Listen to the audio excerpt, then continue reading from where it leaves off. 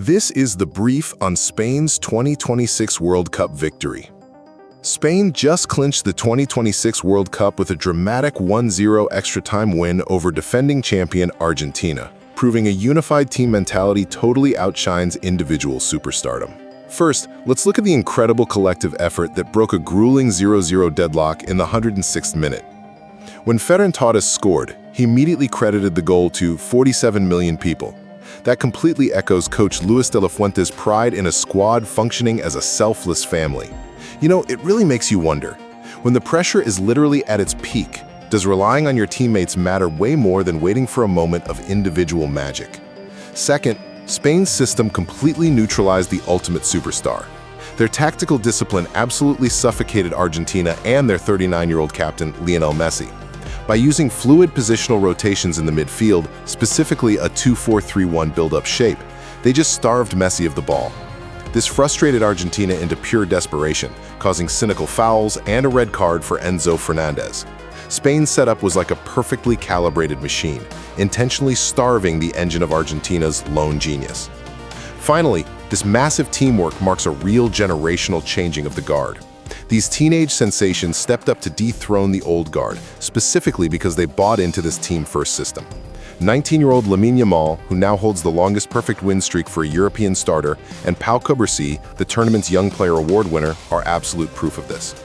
A perfectly synchronized, youth-driven Spanish squad proved that in modern football, a unified system will always conquer a team waiting for a lone savior. Imagine trying to watch a really grueling, highly tactical football match, right? But then there's a 27-minute Justin Bieber concert just smacked right in the middle of it. Yeah, and politicians are actively shouting from the VIP boxes. Exactly. I mean, that was the actual reality of the 2026 World Cup final. Yeah. So welcome to your custom-tailored deep dive into Spain's 1-0 extra-time victory over Argentina. It was a lot to take in. It really was.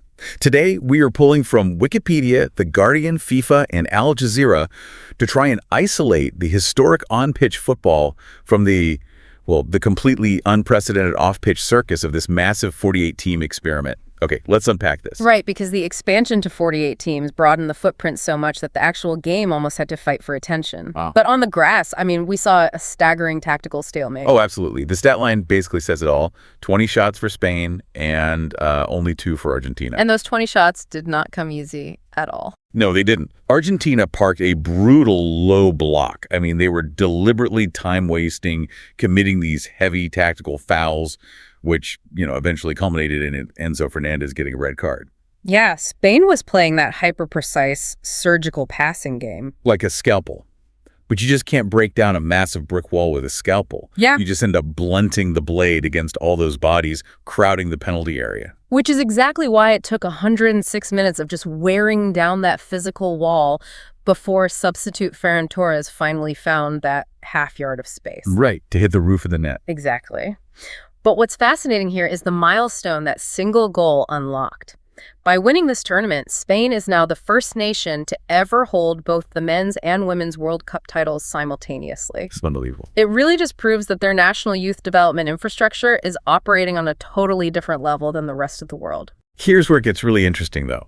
That grueling 106-minute defensive slog is maybe exactly why organizers felt compelled to overpack the entertainment. Oh, for sure. Like, the 48-team structure inherently diluted the talent pool early on, forcing FIFA to lean heavily into this Americanized spectacle to keep casual viewers hooked. And the scale of it was just jarring. We had a pregame speech by Tom Cruise and then that unprecedented 27-minute halftime show. Stuffing Madonna, Justin Bieber, and actors from Ted Lasso onto the pitch. Right. It shifted the event's DNA from a traditional sports final to like a Super Bowl-style commercial behemoth. I do have to push back a little bit here, though. Hasn't the World Cup always been a heavily politicized circus? I mean, think about 1978 in Argentina or 1934 in Italy under Mussolini. That's a fair point. Right. So is this hyper-commercialized spectacle actually a new threat to the sport, or is it just louder now? Well, I think it's the immediate real-time friction of it. The sports packaging is now actively fighting the game for oxygen. Oh, I see what you mean. Yeah, like when Donald Trump and FIFA president Gianni Infantino were loudly booed during the trophy presentation, it instantly hijack the global broadcast narrative right away from the players. Right. And looking purely at the facts reported by Al Jazeera and The Guardian, and to be clear, without taking any stance on the politics themselves here, we were just conveying the source material. Great. Strictly the facts. We saw how social media became this parallel battleground. When Israeli Prime Minister Benjamin Netanyahu aligned himself online with Argentina, Palestinian fans immediately pushed back against him, capitalizing on the team's popularity. Yeah, it became an instant digital war of words running right alongside the actual match. Exactly. And that is the core tension of 2026. Yeah. The political and commercial noise completely swallowed the sporting narrative, which is a shame because structurally, this match was a massive tactical and generational pivot. It really was. I mean, we saw Lionel Messi utterly isolated by Spain's relentless high press. He failed to even register a shot until the 115th minute. If we connect this to the bigger picture, 2026 was the ultimate passing of the torch.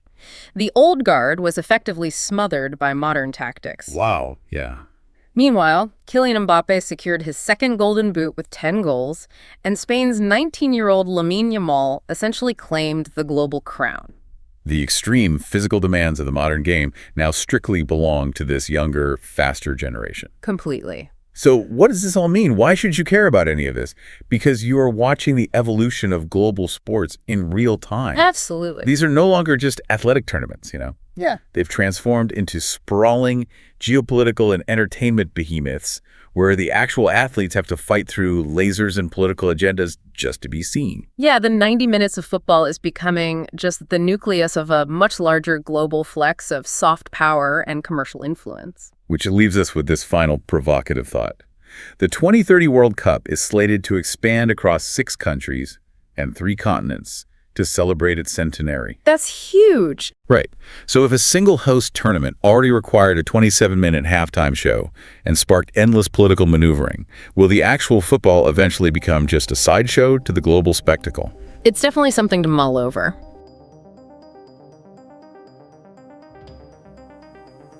If you enjoyed this video and found it helpful, please consider subscribing to Decision 45. Your support means the world to us and helps us keep creating high-quality content just like this. Don't forget to hit that like button, leave a comment with your thoughts, and subscribe so you never miss an update.